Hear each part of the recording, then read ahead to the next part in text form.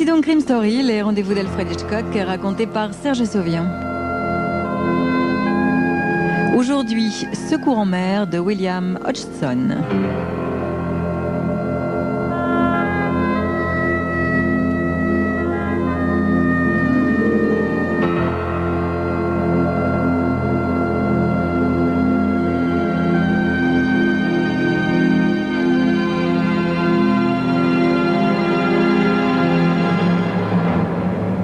S'il y a une chose que j'aime pas, c'est la terre ferme.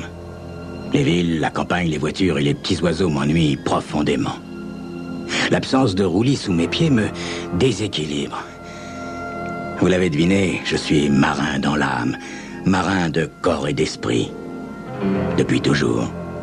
Dès que j'ai été en âge de briquer un pont, de souquer des voiles, je me suis engagé sur un voilier. Ah oui, ma marine à moi, c'est la marine à voile. Nous sommes les passagers du vent, comme on dit. Ah, le vent. Le vent, ce n'est pas un compagnon facile. Nous devons être humbles devant ses caprices. Mais, à force, on finit toujours par s'en accommoder. Enfin, presque toujours. Il y a les rares fois où il disparaît, tout simplement. Pas le moindre souffle, rien. Il est ailleurs. Dans ces cas-là, il faut attendre. Attendre. C'est ce que nous faisons depuis 4 jours dans un coin perdu du Pacifique Sud. Une épreuve pire que la pire des tempêtes, que d'être en carafe dans une mer qui ressemble à un grand lac tout plat. C'est terrible parce que y a rien à faire. Sinon attendre. Attendre. En fin d'après-midi, le brouillard est tombé. Comme si c'était possible de nous isoler encore plus. Nous sommes 4 à bord.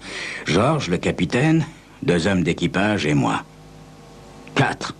Le nombre idéal pour jouer au poker ou à la belote. L'ennui, c'est qu'au 3e jour, nous avions envie de flanquer les cartes par-dessus bord. On est allé chacun dans son coin tuer le temps comme on pouvait, en lisant, en fumant, en écoutant de la musique, en maudissant le vent. Il n'est pas loin de 11 heures du soir quand je décide d'aller prendre le frais sur le pont. En réalité, je ne supporte plus la présence des autres. Même le bruit de leur respiration m'exaspère. En 40 ans de navigation, j'ai jamais vu une pareille purée de poids, jamais. Pour être dans le coltard, là, on y est. Je suis à peine sur le pont que j'entends une drôle de voix au loin. « Oui, du bateau !»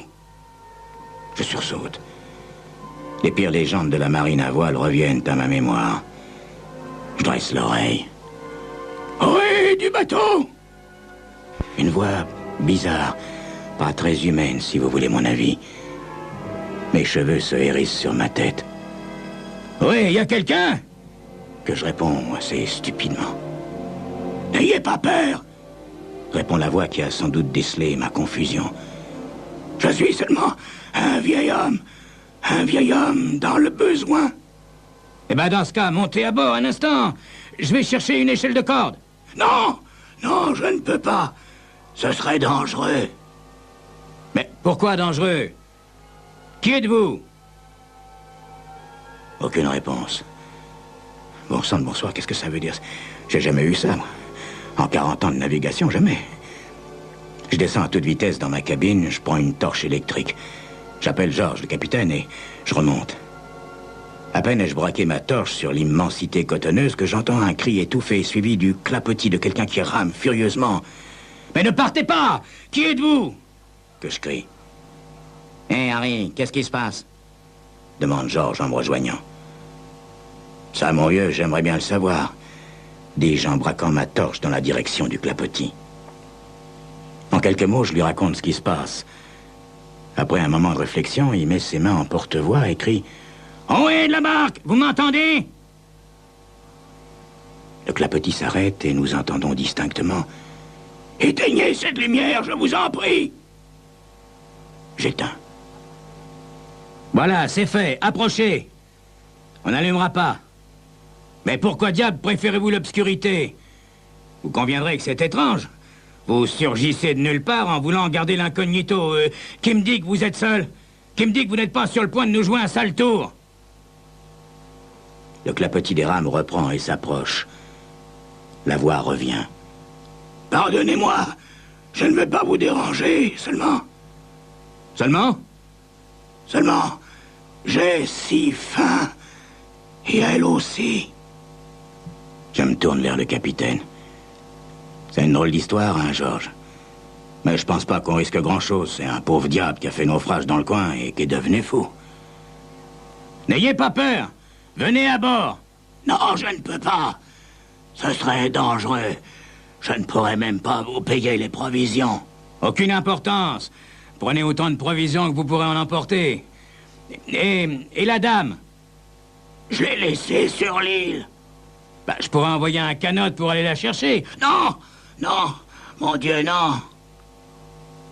Écoutez, si je me suis risqué à venir vous demander de l'aide, c'est parce que nous sommes tellement affamés et que les souffrances de ma compagne me torturaient. Attendez, je vais vous apporter quelque chose immédiatement. Quelques instants plus tard, je reviens chargé de ravitaillement. Pouvez-vous aborder? J'ai ce qu'il vous faut. Non, non, j'oserais pas. Réplique la voix avec une avidité étouffée. Je comprends en un éclair que le malheureux éprouve un atroce besoin de nourriture, mais que, pour quelque affreuse raison, il ne peut pas venir en prendre possession. Georges, mets le tout dans une caisse et mettons-la à l'eau. Il pourra la récupérer facilement, dis-je au capitaine. Nous faisons descendre ainsi les vivres à la mer. Au bout d'une minute, un léger cri s'élève dans la nuit. Nous comprenons que l'homme invisible a pris possession de la nourriture. Il se confond en remerciements et nous lance un adieu. « Il est parti joliment vite », me dit Georges. « Oui, mais je suis certain qu'il va revenir. » Une heure, puis une autre s'écoule. Georges et moi attendons. Peu avant l'aube, le clapotis renaît sur l'océan silencieux. « Tu avais raison, Harry, le voilà », me dit Georges. Je remarque que le battement des rames est plus ferme que tout à l'heure. Décidément, il avait bien besoin de ces quelques vivres. La barque s'arrête à quelques brasses et de nouveau la voix bizarre s'élève. « Oui, des voiliers !»« Oui !»« Je vous ai quitté très brusquement tout à l'heure, mais il y avait urgence. Ma compagne vous est reconnaissante ici-bas. Elle vous sera encore plus reconnaissante bientôt dans le ciel. »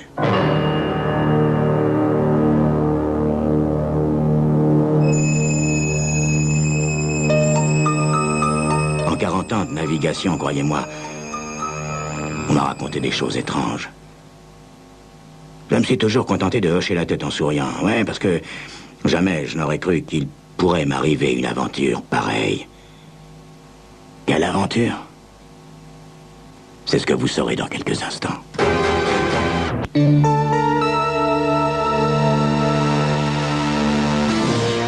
Ma compagne et moi, nous serons éternellement reconnaissants de nous avoir secourus. Mais serait-ce abusé que de vous demander encore quelques provisions? Non, nous avons des vivres en quantité, mais nous pourrions vous aider autrement. Mais bon Dieu, qui êtes-vous? Nous faisions une croisière sur le Goéland. Il a fait naufrage. Le Goéland? Celui qui a quitté Los Angeles il y a 6 mois? Oui, hélas. C'était un beau voilier. Une tempête l'a dématé. À l'aube, l'équipage a découvert une voie d'eau et a quitté le bord, nous abandonnant, ma compagne et moi. Leur peur leur avait fait perdre tout sentiment humain. Nous nous sommes mis au travail, ma compagne et moi, et avons construit un misérable radeau. À peine avions-nous embarqué qu'un épais brouillard est tombé, rendant toute navigation impossible. Pendant 4 jours, nous avons dérivé. Le soir du 4e jour, nous avons entendu le ressac de la mer sur une côte. Un courant nous guidait, car d'heure en heure, il était plus distinct. Une île? Oui, une île. L'île, hélas. Quand le soleil s'est levé, dissipant enfin le brouillard, nous avons découvert le lagon et le voilier. Votre voilier? Non. Non, pas le nôtre. Le nôtre avait bel et bien coulé. Celui-là, un voilier inconnu ancré dans la baie. Je dis bien ancré, pas échoué. Nous pensions, ma compagne et moi, que nos malheurs avaient pris fin. Un vrai miracle, pensions-nous. Nous avons crié et gesticulé pour attirer l'attention. En vain. Nous avons pagayé avec des planches jusqu'au flanc de l'embarcation. Marianne, ma compagne et moi. Elle m'assommait de questions comme si j'étais devenu subitement clairvoyant.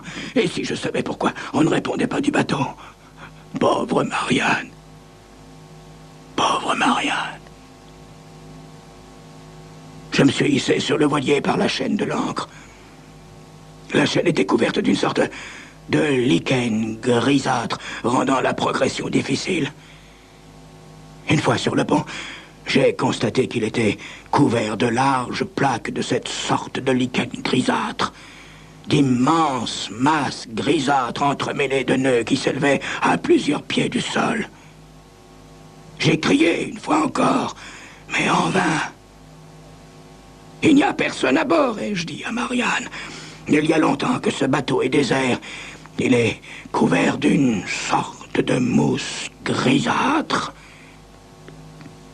J'ai lancé une échelle de corde à Marianne pour qu'elle me rejoigne et m'aide à explorer le voilier. Le voilier était désert. Les cabines, la cale, la salle des moteurs, il n'y avait rien, rien. À part cette satanée mousse grisâtre. Dans la cambuse, je me suis mis à la gratter avec un couteau. Elle se détachait par paquets qui se désintégraient en poussière. Je suis parti à la recherche d'eau et de vivres. J'ai fini par trouver un stock de conserves et des bouteilles d'eau minérale. Quand je suis revenu dans la cambuse, Marianne était très pâle. Je lui ai demandé ce qu'elle avait. Elle s'est contentée de me montrer l'endroit où j'avais enlevé de la mousse avec mon couteau.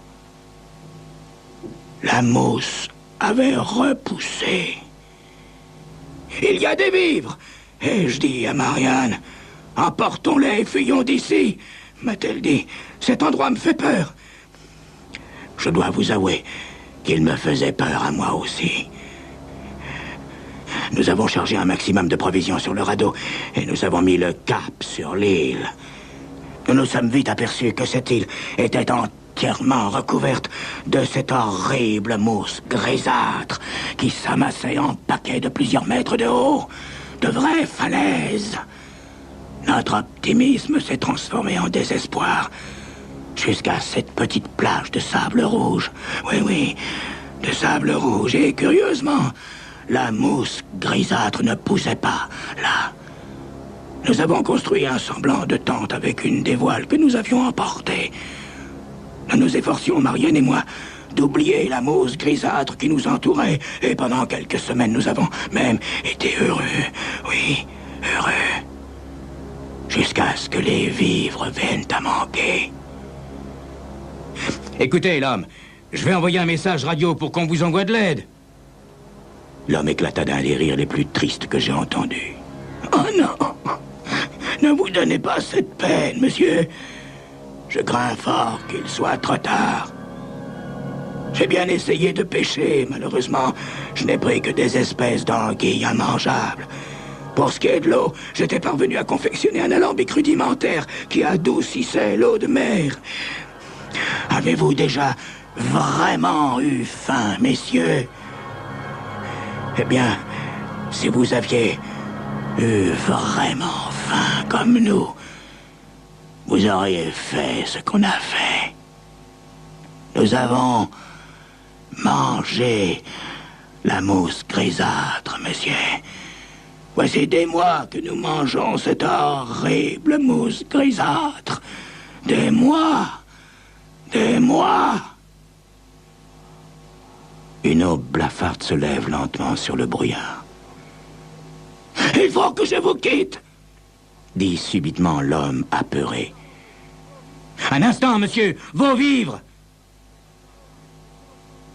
10 minutes plus tard, nous glissons quelques caisses à la mer.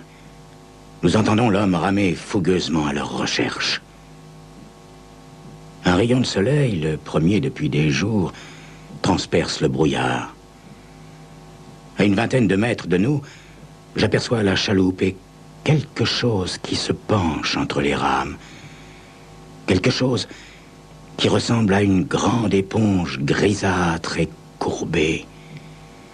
Mon regard cherche vainement une main, un visage, un corps. La chaloupe disparaît dans le brouillard accompagnée de son sinistre clapotis. Georges et moi gardons le silence pendant de très longues minutes. « Tu as vu ?» me dit-il enfin. « Oui, j'ai vu. C'était peut-être le brouillard, Georges. » Il hoche la tête, le regard perdu. Soudain, je sursaute. Mon sang se glace dans mes veines. « Georges! Georges, qu'est-ce que tu as ?»« Quoi? Qu'est-ce que j'ai? Là, sur ta joue !»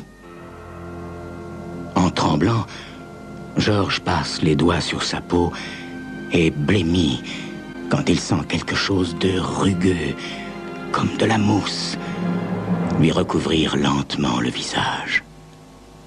Brusquement, il me regarde, les yeux dilatés par la stupéfaction et par la peur. À mon tour, je porte la main à mon visage et je sens cette mousse grisâtre m'envahir peu à peu, tout entier.